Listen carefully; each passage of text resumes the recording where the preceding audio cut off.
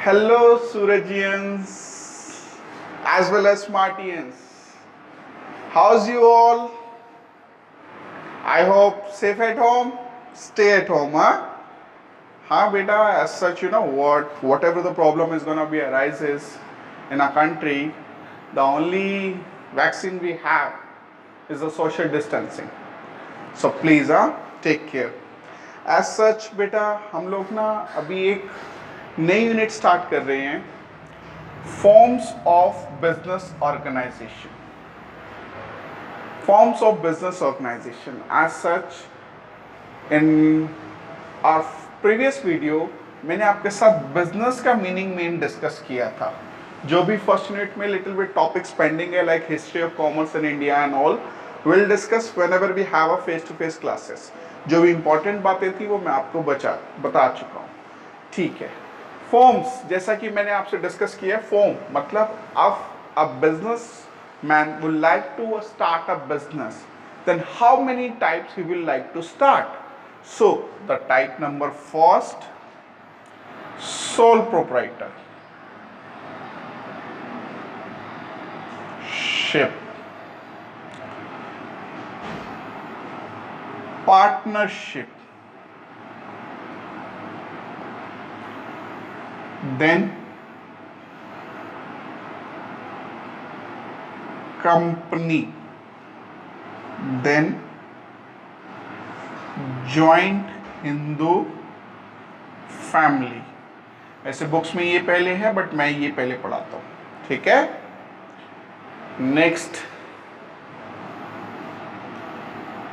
cooperative society,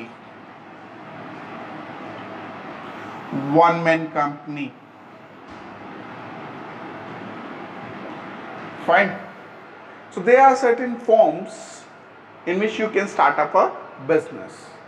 Each and every form of a businessman is having a certain pros as well as certain pros. Today I am just going to give you an introductory lecture on these forms of business organization. बेटा जी, जैसा कि पहला आपने नाम से ही पढ़ा, क्या sole proprietorship means to say what, one man army. Organisation के बिजनेस के सभी काम यही करते हैं. ठीक है. Partnership is a kind of a business which overcomes the limitation of a sole proprietorship. As such, when we used to discuss the sole proprietorship, तो इसके अंदर बेटा certain limitations होंगी. ठीक है. उन limitations को overcome कौन करता है? पार्टनरशिप में क्या होता है?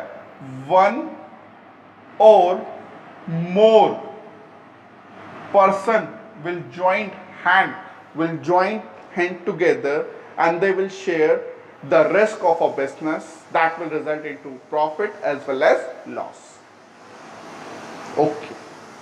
कंपनी के अंदर ऑब्वियसली इसकी कुछ एक लिमिटेशंस हैं जिसको ओवरकम कौन करता है? कंपनी के अंदर ना एसोसिएशन ऑफ अ पर्सन होता है. क्या होता है? Association of person. Joint Hindu family में क्या होता है बेटा? जैसे कि अपनी कंट्री के अंदर एक फादर, उनके 5-5 बच्चे, बच्चों के बच्चे और बहुत लार्ज स्केल का बिजनेस है, सब साथ मिलजुल कर रहते हैं. ऐसे में एक फैमिली का सीनियर मेंबर होता है.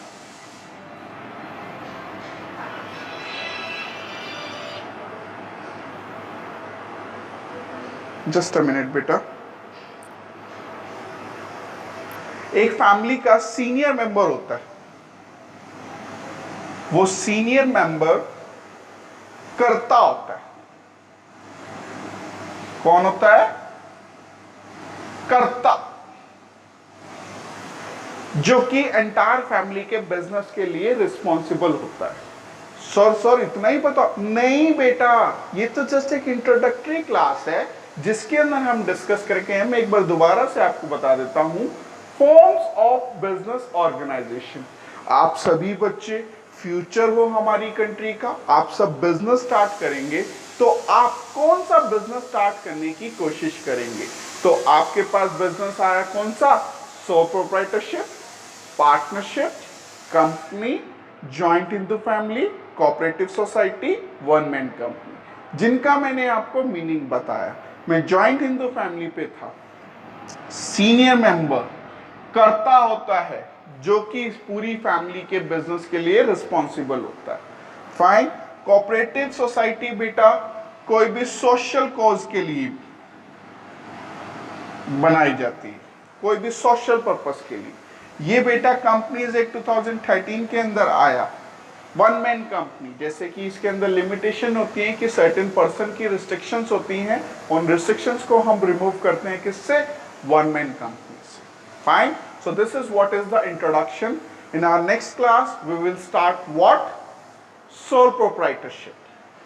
And हम हर एक दिन एक एक टॉपिक को कंसिडर करेंगे जिससे आपको बहुत ज़्यादा अच्छे से क्लियरिटी हो।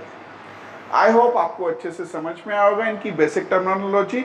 Now before I proceed to leave, let me understand certain terms as such जो ऑलरेडी आपके अकाउंट्स के टीचर्स ने आपको पढ़ा दी होगी, but still मैं भी थोड़ा सा एफर्ट कर देता हूँ। ऑल्दो टीचर तो मैं इकोनॉमिक्स और बिजनेस का हूँ, बट फिर भी कोई बात नहीं, पढ़ लो, क्या पता, कंफ्यूज मत हो ना, थोड़ा सा पढ़ लो।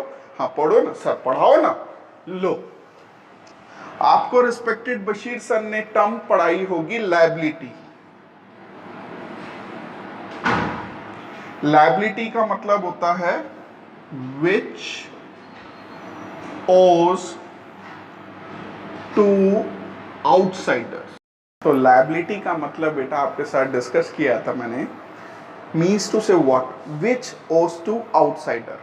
विच ओज टू आउटसाइडर का बेसिकली मतलब क्या है कि लेट अस से मैंने, फॉर एग्जांपल, अभी आप छोटे से एक एग्जांपल से समझिए कि मैंने अपने बिजनेस में किसी से कुछ परचेज किया, ठीक है, मैंने 10 लाख रुपए का अहमदाबाद से कुछ कपड़ा खरीदा और मैं वो उधार लेकर के आया, ठीक है, तो क्या मुझे फ्यूचर में बेटा उसको रीपेड करना पड़ेगा? हाँ सर। तो बेटा क्या मेरे 10 लाख रुपए की लायबिलिटी हो गई अपने बिजनेस की? यस। मैंने किसी से उधार पैसे लिए, on credit I have on certain money, don't you think I need to repay it back? 5 lakh रुपए मैंने किसी से उधार लिए, तो बेटा वो 5 लाख रुपए क्या हुए? मेरी liability. And second one is most important, assets. Assets का मतलब as per institute of chartered accountant of India, as per ICAI, in their qualitative and qualitative reporting framework में, फाइनेंशियल रिपोर्टिंग फ्रेमवर्क के अकॉर्डिंग असेट्स का मतलब, assets are resources. Assets are resources which gives benefit, economical benefit in near future. अरे sir कहाँ चले गए? वापस आ गया। Assets are resources which gives economical benefits in near future. In the same manner capital बेटा, एक हमारी इंपॉर्टेंट टर्म है कैपिटल, आप नोट कर लीजिए। असेट्स की डेफिनेशन में एक बार दोबारा बोल रहा हूं, आप लिख लो। Assets are resources which gives economical benefit in near future. Here resources means anything which result into economical benefit. Tutorial note बना करके लिखिए। This definition is to be given by Institute of Chartered Accountant of India in his FRF, Financial Reporting Framework. Fine? Yeah. Next is capital. Capital का मतलब क्या होता है? Amount to be introduced by the proprietor. Amount to be introduced by the proprietor. Means to say what? कि मैंने business start किया, मैंने उस बिजनेस के अंदर 50 लाख रुपए की इन्वेस्टमेंट की, 50 लाख मेरा क्या हुआ? कैपिटल, और मैं उस बिजनेस का क्या हुआ? प्रोप्राइटर। ठीक है. So amount to be introduced by the proprietor is called what? Capital. Fine. I hope बच्चे you like my video, you like my lectures.